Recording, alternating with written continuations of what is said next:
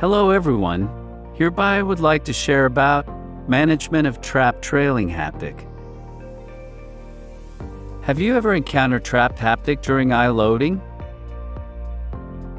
Trapped haptic usually occur due to poor intraocular lens injector mechanism, improper loading technique, inadequate viscoelastic use during lens loading.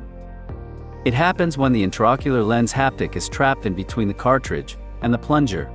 If poorly managed, it may result in Descemet's tear, endothelial touch, damage to intraocular lens like haptic amputation, haptic shortening, loss of haptic memory, decentralization of intraocular lens exchange, and even PC rent. Most surgeon would instinctively yank the haptic out, which frequently results in torn haptic.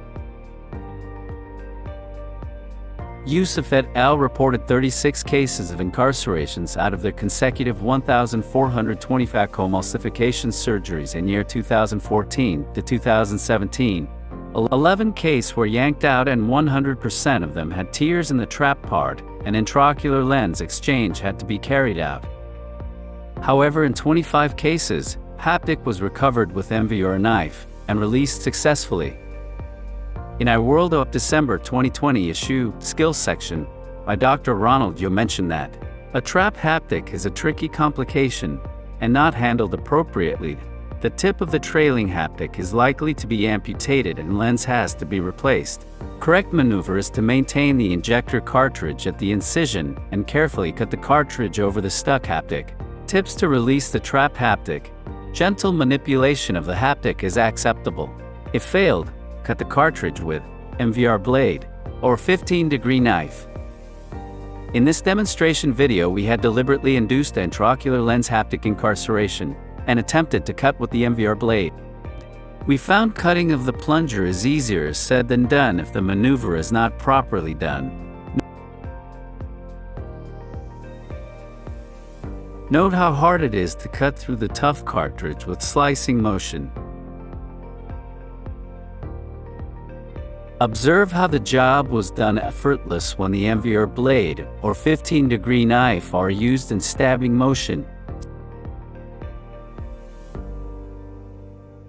Surgeon must have direct view of the haptic through the cartridge when stabbing and avoid cutting it. Minimal counterforce of the injector is needed while stabbing. Resting a finger between the cartridge and ocular surface might help. When the cartridge is separated, release the plunger using Kelman forceps. In real eye, do pay attention to the anterior chamber depth while doing it.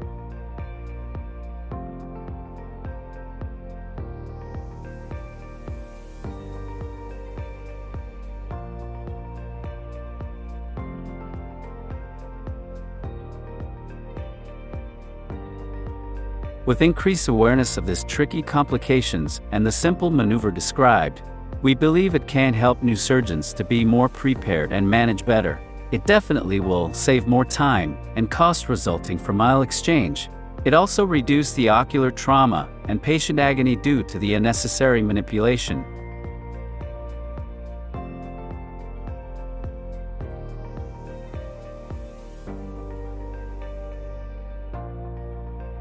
Thank you.